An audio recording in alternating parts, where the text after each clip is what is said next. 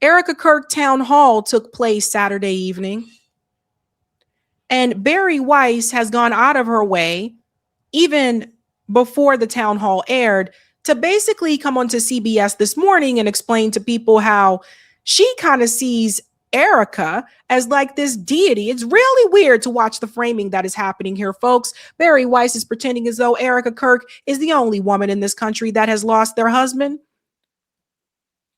And that's where we're at right now, folks. So let's show you what she said. Bari Weiss here said on CBS this morning prior to that town hall, before it was aired live. Listen to this. Well, she is a deeply religious Christian, and that's a theme that came across quite powerfully in the conversation. I'm not Christian, but bearing witness to something that in her is clearly very deeply held and sincere was quite powerful, and powerful for everyone in the audience. I think the thing that was baffling for many of us that watched that, I mean, I remember watching it and thinking, I can't understand this. What does this mean? She was able to explain the distinction between forgiveness as a personal choice to almost let go of something, to not let it be this anvil around her, and forgiveness in the mode of her faith, and to make a distinction between that and her desire for justice, which is quite different. It doesn't mean that she forgives it doesn't mean that she does not want this alleged murderer to be held accountable. Yeah. And I think that's the really, really important distinction. Well, she is a deeply religious. Why is Bari Weiss pretending as though Erika Kirk is some type of deity? She's a deeply Christian person. A lot of people are deeply Christian. Why is she? Notice how they are propping this woman up on a pedestal here. She has this ability to deeply forgive while at the same time wanting accountability. Okay. What is the issue? What is the problem? Like, why is that something that needs to be said? And notice the way that Bari Weiss was saying it, the way she was expressing it.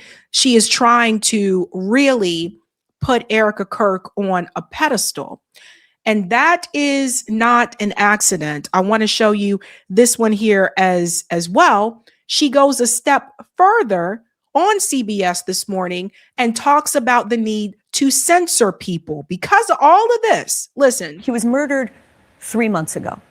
If you go on the internet, and if, frankly, it is leapt beyond the internet now into real life, and you talk to many seemingly sane people, they do not believe that the 22-year-old named Tyler Robinson that has been arrested and charged with his murder is the actual murderer. Who did they think? Yeah. They believe any number of theories. They believe that Erika Kirk was his Mossad handler and that he was killed by a foreign government. They believed that she was tracked by Egyptian planes. They believe that the rings on her hand are signs of Illuminati. The theories themselves are absurd.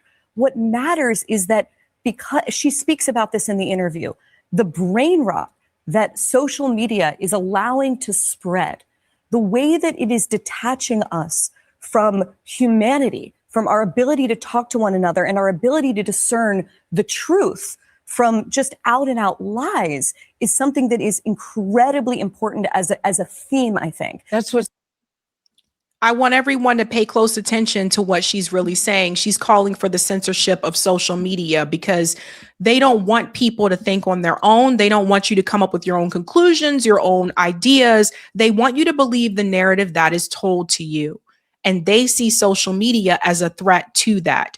Bari Weiss is no exception. There's others who believe this as well. Hillary Clinton was just put on blast for also basically saying similar things there as well. This is happening all in plain sight. The reason why this interview happened with Bari Weiss and Erika Kirk is because Bari Weiss is there to make sure that people believe the narrative from the FBI and don't question it, because if you're questioning it, you're questioning the government and you're also questioning Israel. She also hosted this interview because she wants to give Israel a spotlight, which you'll see. I'm going to show you that in just a second. And she wants people to go along with Israel and what Israel is doing. And in fact, Let's go ahead and get into the first clip from it. People have to know it's not because, oh my gosh, I just feel so sorry for this woman. She just lost her husband. No, no, no, no, no, no, no, no, no, no, no, no, no. Oftentimes, particularly within corporate media, there's always some type of agenda. Sometimes that agenda is more pronounced and sometimes it is hidden. And with Bari Weiss in particular, she is known to be a snake. Well, we could have to do a whole episode one day to talk about her journalist career. But it's this idea of I give you this platform, you get this message out there, and this in turn helps my cause. So both of them are Zionists. Bari Weiss supports what Israel is doing. We know this through her outlet, the Free Press, as well. So she is now editor-in-chief of CBS News, and she is continuing to push that Zionist narrative. Let's get into the first part of this town hall, which, by the way, as I explained to you guys a couple days ago, everyone there has been pre-selected. There are no random people at this town hall. This town hall is scripted, just like a lot of political town halls often are. Keep that in mind when you listen to this. I want to talk about discernment. Yes. Okay. Being able to separate truth from lies, reality from unreality. A 22-year-old man named Tyler Robinson has been arrested and charged with the murder of your husband. And yet there are a huge number of conspiracy theories, you might call them brain rot, that are spreading right now online about the actual story behind the reality. One, people say that Tyler Robinson was actually a MAGA Republican. Or two, some people say you were actually a Mossad agent sitting in front of me and you were Charlie's handler and Israel killed Charlie. Right. Other people say that a number of men in the crowd were wearing maroon T-shirts, and this signifies that his killing was an elite airborne operation, whatever that means. They say that the rings on your fingers, which are My kids' your initials, kids' initials, my wedding band, the Medal of Freedom, my engagement ring. but apparently they symbolize some kind of secret plot. There's also a new theory that Egyptian aircraft have been tracking you. What is going on? Why are there so many conspiracies spreading about what seems to be a pretty open and shut case? Because it's not an open and shut case. Bari Weiss is starting this narrative here. So her narrative is she's telling massive amounts of people who ever watched this that the narrative that Tyler Robinson did this and it's all on him, that is the truth. And that's the only thing that you should believe. You can't ask questions about Israel. You can't dive into questions about Charlie Kirk's text messages before he passed away. You can't dive into any of those things. And to say in front of Erika Kirk that, oh, well, people think you're a Mossad agent, as if someone who is sitting right there will tell you that they are. Now, I don't know if she is or isn't, but I know she ain't gonna sit up there and tell you that she is. Listen to her response. This is the first time that we have seen evil on display where we have social media at our fingertips. Something so evil that happened, people are wanting answers immediately. They are wanting to figure out how to wrap their mind around this.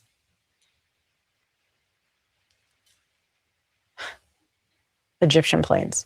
Egyptian Egyptian planes. Do you planes. believe that Tyler Robinson murdered your husband? Yes, I do. Why do you think it is so hard for so many people to believe that reality? Because the FBI was not transparent. Because we don't trust the Federal Bureau of Investigation.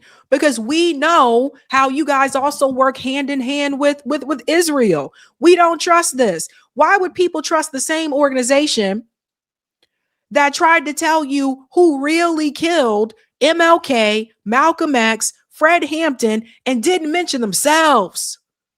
Why would we trust that organization, right?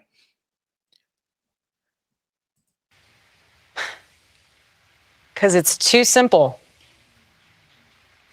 Again, everyone always has to think there's more to the story. Well, sometimes there's not. I've seen the autopsy report. I've seen our case pulled together. I've been in constant contact with our lawyers, the prosecuting team. I've seen it all. And let me tell you this. Why in the world, why should we, prior to the trial, lay all of our hands and cards on the table for the defense team to see, to somehow then, I don't even know what they would do with it. But what I will say, and I want to get on the Egyptian plane thing, we'll take a flight on that for a second. What I will say is what I'm worried about, and I'm fascinated, just from a legal standpoint, to see how the United Healthcare trial pans out. And I say that because this is the first time where we are seeing the implications. You're talking about Luigi Mangione. Correct. I'd prefer never to say any of their names. They do not even deserve the ounce of oxygen and breath out of my body. But oh, girl, I know you coming for that Oscar tonight. Give her the Oscar. Give her the award. I do not dare say their name. I do not dare say it ever. To say thy name is to be in shame. Give her that award, ladies and gentlemen. what I mean is it's fascinating to see how social media will impact that court case, just how it might impact mine. Are you nervous he's not going to get a fair trial? I'm nervous that there could be, they'll say we can't find a fair jury. Like they're going to taint the jury pool. And in that case, that's how widespread you think these conspiracies have gone. yes. That's how mainstream they become. Okay. Egyptian planes. You We'll want to talk attack about that one? Egyptian planes? Okay. I was pregnant for 90% of those trips. Mind you, I've never, all those places they said I've traveled, I've never been. I mean, I've been, but I'm not within those dates that they've. But you even said you need to. No, but this is, yeah, but I do on that one only because from a humor standpoint, I intentionally, when I was pregnant, hid. Not because I was embarrassed, not because I didn't want anyone. Yes, we did keep it very private, but it's because it was a moment very sacred. I was growing a human inside of me, my baby. Hold up. Hold the phone. Ladies and gentlemen, stop the press. She was having a baby. She was pregnant. She was growing a human. Oh my God, where did they do that at? Oh no. As if no one has ever had a baby. As if no one else has ever grown a human inside of them. Why is this said this way? As if this is some unusual feat. This is so weird to me, man. This is so weird. I was growing a human inside of me. Okay, a human, yes, that's common. She said it as if she was growing like a squirrel inside. It was just weird to me. So much acting, man. The world that Charlie and I live in is very toxic at times. Yeah. And when you are growing a beautiful child in you, I don't want to be around it. I want to enjoy eating my In-N-Out burger and my hot fudge sundae. That's what I want to do. I'm pregnant and I have 9 months to own it. You really think I'm going to be on an Egyptian plane while I am wanting to be with my In-N-Out burger and my chocolate milkshake? No, I'm not. So if you want to go through my flight log, go right ahead. It's very boring. You say I was here on this date. I have a photo in my phone to prove that I actually was in the hospital because I was having contractions. So game on. You know, it's interesting. She said that she wasn't on any Egyptian plane because that's actually not what was said. Uh-oh. That is not what was said. In fact, Candace responded to that. She picked up on that. Let me see. Can I bring that one in? Yeah. This right about here. Candace responded. She quoted her and said, "No one accused Erika or Charlie of flying on Egyptian planes, and no, you were not pregnant for the last 4 years." Uh-oh. Oh. Maybe we missed something. Listen again. I'm nervous that there could be, they'll say we can't find a fair jury. Like they're going to taint the jury pool. And in that case, That's how widespread you think these conspiracies have gone. Yes. That's how mainstream they become. Okay, Egyptian planes. you Well, want to talk that about one? Egyptian planes? Okay. I was pregnant for 90% of those trips. Mind you, I've never, all those places they said I'd travel, I've never been. I mean, She was pregnant for 90% of those trips, but no one said that she flew on Egyptian planes. When Candace covered that story, she said that there were Egyptian planes that were tracking Charlie and Erika. She never said she flew on those planes. So what is Erika talking about?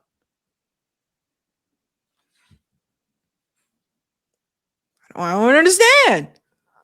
I'm a little bit confused. It seems like she might have given away some information that nobody was really, and Barry Weiss just doesn't catch this at all. That does not make any sense. And Candace says she was not pregnant for the last 4 years. Let's go to the next one here. Clint Russell said, I never bought the Erika is Mossad arguments, but having a likely Mossad asset like Barry ask her this question makes me wonder. Also, this entire interview is a disaster, so scripted and fake. TPUSA is in trouble. Just the truth. And yet there are a huge number of conspiracy theories, you might call them brain rot, that are spreading right now online about the actual story behind the reality. One, people say that Tyler Robinson was actually a MAGA Republican. Or two, some people say you were actually a Mossad agent sitting in front of me and you were Charlie's handler and Israel killed Charlie. right. Other people say that a number of men in the crowd were wearing maroon t-shirts and this. So they're talking about that part. You know what I found out recently, and I didn't know about this? The story was that Erika Kirk met Charlie Kirk in Israel, right? Someone sent this to me, and I have to check this. You guys let me know. Someone sent this to me, and they told me that, well, no, she had actually met him before. I guess this was prior to right around Trump's 2016 campaign, that she had met him before at a Trump event before seeing him again in Israel. So I don't know what's going on all there. I don't really know. But all I know is her saying that she didn't fly on those planes. It's just weird because no one said that you did. Let's get to the other part here where she tells Candace to stop. The podcaster Candace Owens, okay? At one time, a friend of Charlie's, at one time, an employee of Turning Point. She has been one of the main peddlers of these conspiracies, and she is making a huge amount of money on it. She is building her business off of these lies. What do you want to say to her and the other people that are putting these lies out into the world right now? So that was set up by Barry Weiss to smear Candace Owens. And then also, of course, to say, well, she's profiting off of what she's doing and to call Candace a liar.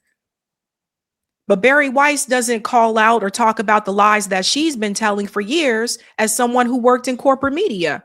You know, this woman put out a tweet. It's probably still there. Professor Rafir, he was one of the professors that was killed in Gaza. Barry Weiss put a message out on Twitter prior to his death. He was killed just like that. That's Barry Weiss. You don't get to be in some of these spaces in corporate media without telling some lies, going along with the narrative that the State Department wants you to go along with. But she set that all up. Stop. That's it. That's all I have to say. Stop. The podcaster. So do you see? And she called her out by name. Notice when Erika did the interview on Fox News with Faulkner, Faulkner never said Candace Owens' name. Barry Weiss said her name. So all a setup, right? right in plain sight. Let's go to another one because I told you there's a bunch of them here. This part right here. Erika Kirk explains that she is very worried that due to these fake conspiracy theories that it will taint the jury pool. So we talked about that one. And that's the Egyptian plane part. Okay, so I did show you that one. I'm sorry. So then it goes back to this part. The correct statement the world was looking for. I actually had no idea there were Egyptian planes that were there that day, and I have no idea why they seem to have crossed into so many cities that Charlie or myself or other TPUSA faith people were speaking in. It could vary. Sorry, guys, I had to sneeze. It could very well just be a coincidence, but I obviously sent that right over to the FBI just in case it's not. We're leaving no stone unturned. So that's what Candace was saying, the response that people were looking for from Erika, right? Not the whole, I never flew on those planes. No one said that you did. And this was scripted too. Like they already knew what the questions, she knew what the questions were going to be. So I don't know how they fell for this one. Here's another one from the interview. What women should do. This one really cracked me up. Get a load of this one. Erika, you have made a lot of comments that a lot of people have noticed about women, suggesting, you know this, right? Suggesting that women should get married young, that they should have children young, that they should prioritize family over their careers. And at the same time, you are now doing both. You now have 2 young children, I think both under the age of 3. And you're the CEO and chairwoman of Turning Point. Square that for us. Right. Some people look at you and say, you know, she's trying to make it a binary choice. You can be the trad wife or the girl boss, but look at her. She's having both. What do you say to them? Right. Well, I didn't. Why is Barry Weiss pretending as though Erika Kirk is the only woman that has kids and also runs a company? This is what I was talking about. Keep in mind, when this aired, there was the Brown active shooter situation that was going on, and this is what CBS News was doing. Look at you. You're a girl boss. And I hate that, by the way. I'm not a fan of that whole girl boss thing because I don't think we should be pushing people to be the boss. I think we should be pushing people to work together collectively to establish worker co-ops so that everybody benefits, not just you at the top and bling bling. Anywho, you're girl boss. You have kids. As if she's the only person to do this. This is what I was talking about. Listen to what Erika says. This is the funny part. Ask for this. Obviously it's a blessing that I view it as a blessing. It's a duty to my husband. But I was very happy being a stay-at-home mom. There's nothing wrong with being a mother. There's actually more beautiful and emotional and powerful job title, if you will, being a mother. And for me, I experienced what it was like living in New York, living that boss babe culture. But when I met Charlie and we had our babies, I was in it. That was all hands on deck. I would take that world in a heartbeat. Always. And you got the money to take that world. This is the part that's hilarious to me. I don't know anyone that can afford to stay home. I don't have one friend that can be a stay-at-home parent. Not one. All my friends have to work. My friends are not millionaires. Erika Kirk is a millionaire. She's loaded. These people are loaded. So yeah, you can just stay home like that. The rest of us, we ain't got it like that. So let's stop pretending this is something that everyone can do, especially today with the state of the economy. When you're rich, you can stay home. I'm just going to stay home and take care of my kids. The days of one parent working and the other one being able to stay at home with the kids, I mean, I haven't seen that since I was a kid. And even then, when I was old enough and I went to kindergarten, my mom went back to work. So this is hilarious to me. But you know what? There was never there was never any daylight between Charlie and I, and his mission was my mission. So stepping into this role is not so much a job title. This is not a 9-to-5 for me. This is something that I'm very passionate about because it's still a remaining breathing version of my husband, this Turning Point USA. So this organization is not just a company to me. And the staff and employees are not staff and employees, they're family. There we go with they are family again. Remember what I told you about the whole they are family? Candace pointed this out as well. When you go to that level and you say, well, these coworkers, my coworkers are my family, the whole staff is my family. Well, then if you criticize that organization, you criticize the company, then she can say that you're criticizing her family, and then it looks poorly on you. But I think a lot of people are not falling for this. I mean, and how far does this family extend, right? It's just don't talk about them. They're my family. Don't talk about them at all. And so for me, it's a lot different and a lot deeper than a career. This is very personal. But yes, it is hard. But at the same day, it takes a village. And I have one heck of a village. You sure do. And you got a lot of damn money.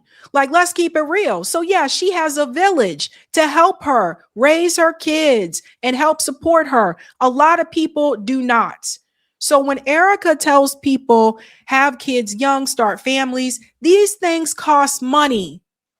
It's easy to do that when you already got the money. She got the money like that. A lot of people today don't. That's why a lot of the younger kids are not getting married. That's why they're not buying homes, because they ain't got it like that. So it's easy to say, do all these things when you have the money. Believe it or not, there's more. A lot of people are making fun of this, you guys. Like, it was embarrassing, I think, for CBS. Listen to what she said here about what do you want your kid to be. I will never agree with political violence. My husband is a victim of it. I'm a victim of it. But what I'm trying to say here is that we can blame everyone else. We have to look in the mirror when you become a father, when you become a mother. How are you raising your kids? Are you taking responsibility, or are you giving them a device and saying, go down that rabbit hole? I'm trying to go to Pilates class. You can just sit in the corner and look at your iPad or look at your phone and go down that rabbit hole and see what you can learn from that instead of being a parent. So my call to action from that is, parents, step up. Do you want your kid to be a thought leader or an assassin? Oh, dear God, because those are the only two options in the world. And that's what drove me crazy. So now you're a bad parent. If your kid, you know, those are the two choices that you have, guys. Either your kid's going to be a thought leader or they're going to be an assassin, according to Erika here. They can't be anything else. Everybody can't be a leader. You can't have too many leaders. There are going to be people who are followers.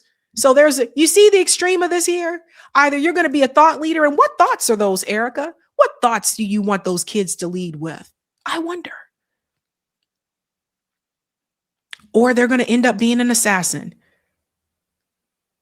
If the teleprompter is not noticeable enough, and I said to myself, she either reading from a teleprompter, she reading something. And you're going to see in just a second, because someone took a screenshot of it and it looks a little obvious. Hold on. That's where we're at. Do you think our political leaders have a responsibility to turn the temperature down right now? Well, I think everyone has a responsibility to do that, and I'm doing my part. I'm not in control of other people. So see, she didn't want to criticize Trump. Y'all see that, right? That's what that is. She don't want to criticize Trump. So it's like, I think everybody has a responsibility of doing that. Yeah, whatever. Girl, bye. Another one here. This guy is asking about Israel. And ding, ding, ding, ding, ding. This is what it all comes down to, folks. Erika Kirk openly declares herself an ally of Israel. That's after this guy here asked about Israel hatred. And of course, he has on the yellow ribbon here. So does everybody see? Barry Weiss has turned CBS News into Israeli news. That's what this is. Okay? Listen to this here. Charlie always would say very clearly, Jew hate was brain rot. He would always say it. We've been to Israel twice together. And to be able to walk in the place where our Lord walked and see the Bible come to life in Technicolor, how could you hate that place? How could you hate the Jewish people? Whoo! You guys know I'm burning up, right? So first of all, there are many Bible scholars that say that's not even the spot. That's not even, again, modern day Israel and biblical Israel. I did a whole video about this, how these are two different things, right? And the fact that she's trying to compare Jesus to the people who came from Europe, the Zionists who came from Europe, and it's hilarious to me. How could you hate those people, she says. Well, let me say something here, Erika, because you know what's interesting? They have all this emotion, all this compassion for the Israelis, but these same damn people will look me and my family members in the face and say, you need to do something about that Black culture. But they got all this love and compassion for these white Europeans cosplaying as indigenous people in Israel.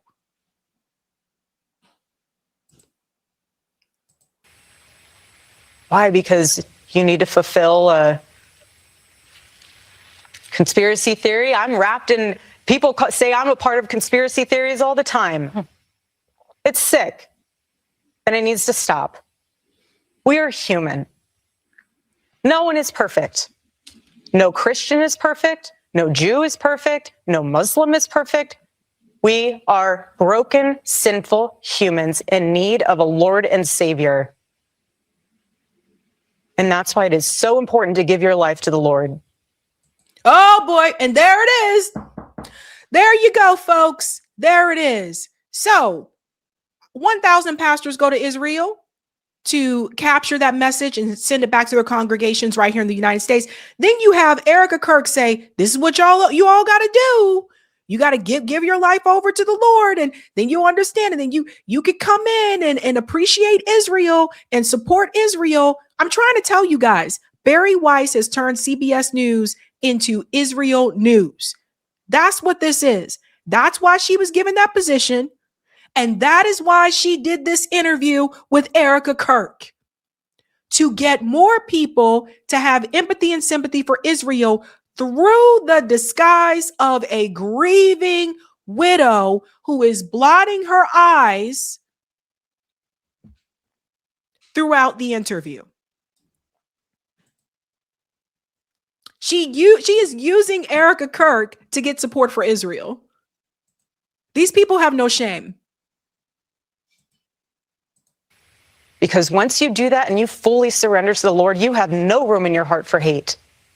And so, sir, I am so sorry what happened to your daughter. I pray that does not happen, and I pray that that is something that we can somehow extinguish in this world. But we are living in enemy-occupied territory, and every single day we need to guard ourselves, guard our minds, guard our heart, and the best way to do that is reading God's word. And you cannot separate the Old Testament from the New Testament. There it is. What I tell you guys? What did I tell you? See? There it is. Read God's word so that you can come out and support Israel. So there you go, folks. There you go. It all looks so fake. Someone did ask about Donald Trump's rhetoric. This guy, I do want to point this out. The guy that is about to appear here, he was the last person to ask Charlie Kirk a question before he was shot. So this is that guy who I had just found out is also His father works for the Jimmy Fallon show. Interesting. Jimmy Kimmel, sorry, not wrong Jimmy, works for the Jimmy Kimmel show. So I find that interesting. He's a producer for that show. Listen. Erika, as you know, the last person that Charlie ever spoke to was a Utah Valley student named Hunter Kozak. He was asking Charlie a question that day when he was shot, and he's here tonight, and he wants to ask you a question. Hi there. Erika, I want to tell you how much I appreciate your calls for peace and unity. And I'm likewise horrified by the people in my so-called camp who were cheering about Charlie's murder. I believe that they stoke the flames of violence. But even worse is when powerful, influential people on either side of the aisle stoke the flames. When they do it, the flames can become an inferno. And this leads me to Donald Trump, the most powerful and influential person on earth, who has more responsibility than anyone else to put the flames out. Just last month, President Trump called on 6 Democratic lawmakers to be tried for sedition, which he clarified was punishable by death. He then reposted a simple message: hang them. I think that you've been making strides to bring peace to our country, and that turning point has been asking Democrats to decry the individuals who cheer for violence. I have and will continue to decry them. But any good faith effort to stop political violence must hold both parties to the same standard and expectation.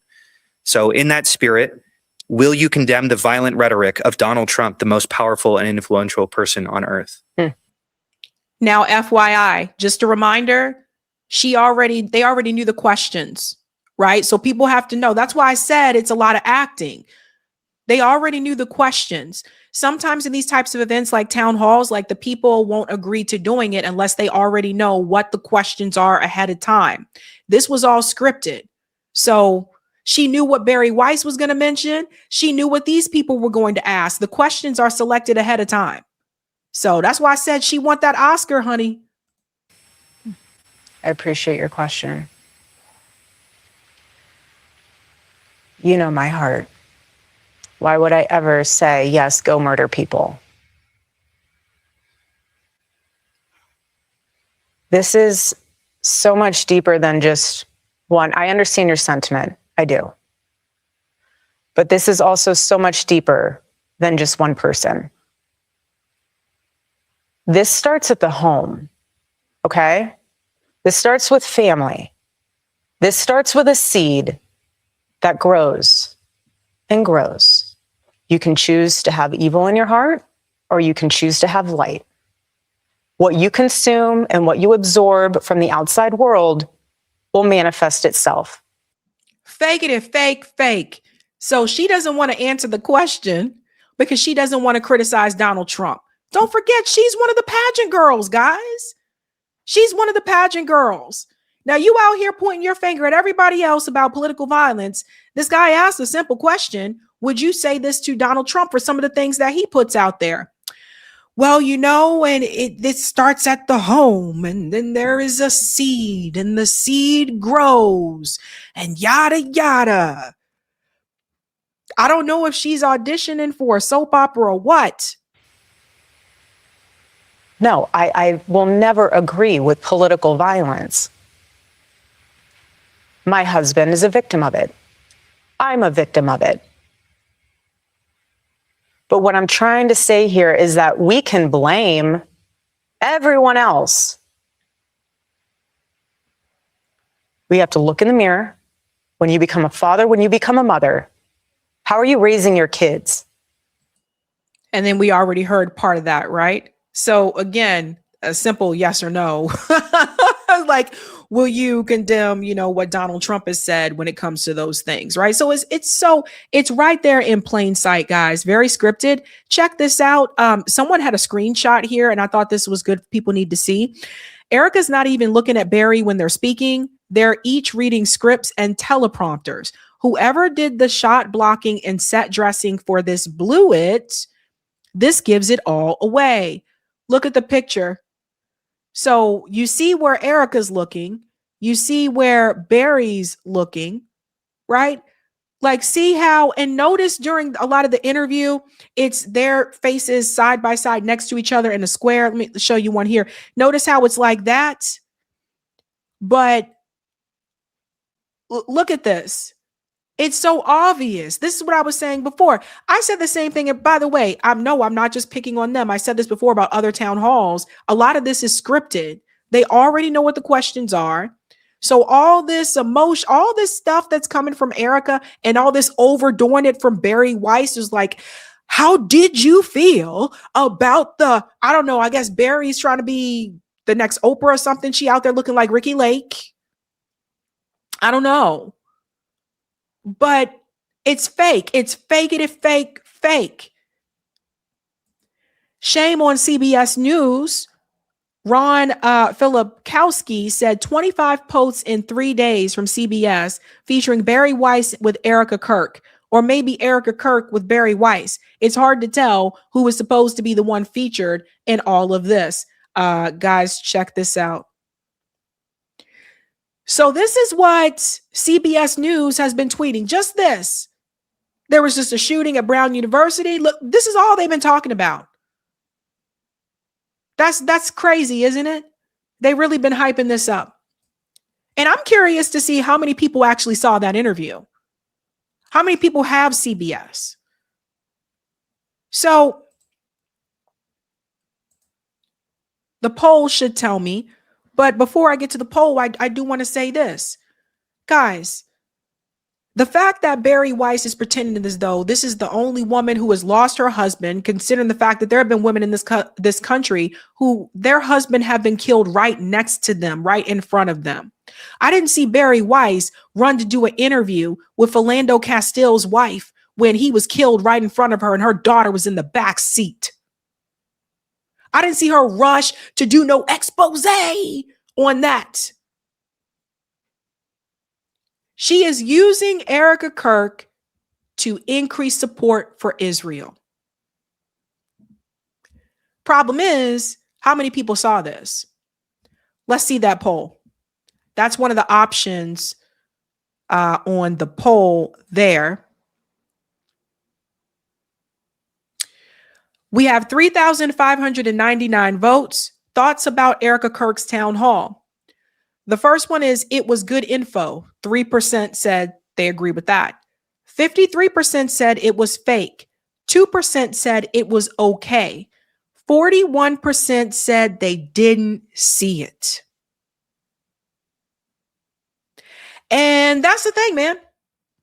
I think a lot of people didn't even see this. That's the thing. A lot of people don't even have cable anymore. But this is the new CBS News. I think Erika's full of it, and I think Barry Weiss is full of it. But obviously, you guys are not full of it. Otherwise, you would not be here. It's happening, folks. It's happening. Hey, guys, this was a Sabby clip. If you like what you saw, hit that like button and subscribe.